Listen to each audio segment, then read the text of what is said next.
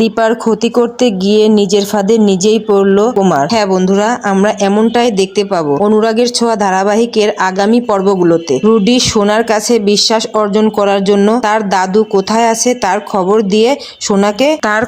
দেয় সোনাকে। পাশ থেকে কথাগুলো শোনে দীপা আর রূপা। দীপা রূপাকে বলে, আমাদের এক্ষুনি যেতে হবে ওখানে, নয়তো কুমারকে ধরতে পারবো না কোনোদিন। এরপর দীপা আর রূপা সেখানে গেলে দেখতে পায় কুমার ঘর বন্দি হয়ে থাকে। এরপর কুমার দীপাকে দেখে পালিয়ে যায়। দীপা দেখে ফেলে। দীপা রূপাকে বলে, কুমার পালিয়ে যাচ্ছে, ওকে ধরতে হবে যে করেই হোক। এরপর কুমার মন্দিরের লোকদের সাথে মিশে যায়, কোথাও খুঁজে পায় না। দীপা রূপাকে বলে, এবারও কুমার আমাদের হাত থেকে ফসকে গেল।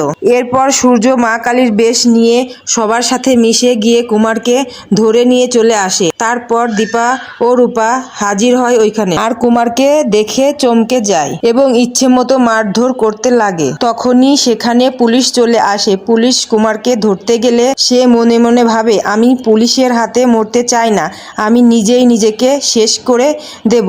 তারপর ছুরি দিয়ে নিজেকে আঘাত করে, আর তখন সে মারা যায়। আর এই সব কিছু কুন্তলা দূর থেকে দাঁড়িয়ে দেখে আর বলে, বাবা তোমাকে আমি বাঁচাতে পারলাম না। ওদিকে রুডি সোনাকে বলে, আমার দাদু নিজের পাপের প্রায়শ্চিত্ত করেছে, আর তার জন্য আমি কেন শাস্তি পাবো? সোনা, তুমি আমাকে ক্ষমা করে দাও, আমি না বুঝে তোমাকে অনেক কষ্ট দিয়েছি, আমি এবার ভালো হতে চাই, আমাকে একটাবার সুযোগ দাও।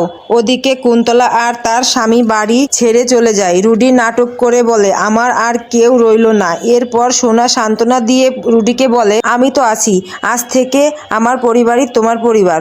ওদিকে দীপা আর রূপা কিছুতেই মানতে পারে না। দীপা রূপাকে বলে, এটা রুডির নতুন নাটক। তো বন্ধুরা, তোমরা এমনটাই চাও তো যে দীপা রূপা যেন রুডির নাটক ধরে ফেলে? কমেন্ট করে জানাতে ভুলো না।